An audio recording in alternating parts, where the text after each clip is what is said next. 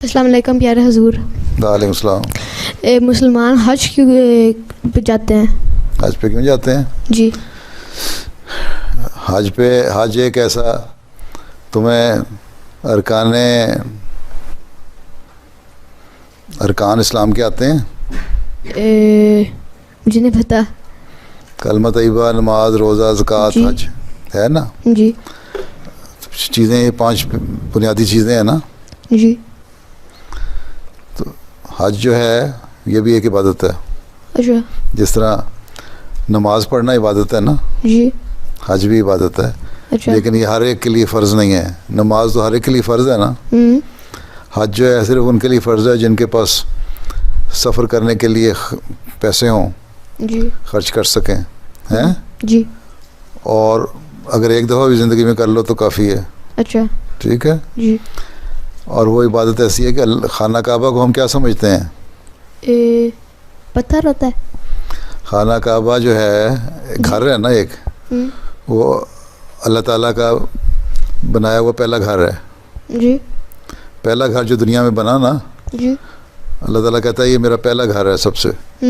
ٹھیک ہے. جی. اور عین ممکن ہے کہ اس کے لیے جو میٹیورز ہوتے ہیں نا، وہ اوپر سے آسمان سے گرے، ٹوٹ کے مختلف سیاروں سے پتھر گرے، اور پتھر ایک جگہ جمع ہو، ان پتھروں سے بنا ہو شروع میں. پھر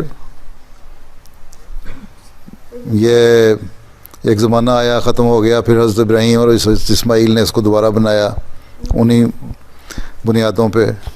ٹھیک. پھر حضرت صلی اللہ علیہ وسلم کے زمانے میں گر گیا. پھر حضرت صلی اللہ علیہ وسلم کے زمانے میں بنایا گیا، اور اس وقت ایک جھگڑا پیدا ہو گیا. پھر حضرت صلی اللہ علیہ وسلم نے اس کا حجر اسود رکھنے کے لیے جھگڑا پیدا ہوا. حضرت صلی اللہ علیہ وسلم کو پھر موقع ملا، آپ کو لوگوں نے منتخب کیا، اور وہ ایک لمبی کہانی ہے کہ آپ آئے اور آپ نے چادر بچھائی، اس پہ پتھر رکھا، قبیلوں کے سرداروں کو کہا اس کے کونے پکڑو، اور اٹھا کے پھر آپ نے رکھ دیا. تو ایک لحاظ سے حضرت صلی اللہ علیہ وسلم کی زندگی میں جب خانہ کعبہ کی تعمیر ہوئی تو اس کا بنیادی کام اللہ تعالیٰ نے حضرت صلی اللہ علیہ وسلم سے کروایا. ٹھیک ہے. حج جو ہے یہ عبادت ہے اسی طرح جس طرح باقی باتیں، لیکن یہ لازمی نہیں، ہر ایک کے لیے ضروری نہیں. لیکن نماز پڑھنا ضروری ہے، اور اس میں پھر اس کے مختلف طریقے ہیں. تم طواف کرتے ہو، ٹھیک ہے، حضرت ابراہیم اور اسماعیل کی قربانیوں کو یاد کرتے ہو، اللہ تعالیٰ کے حضور بالکل اپنے آپ کو یہ اظہار کرتے ہو کہ ہم کوئی چیز نہیں ہے، حاضر ہوتے ہو، لبیک لبیک کہتے ہو.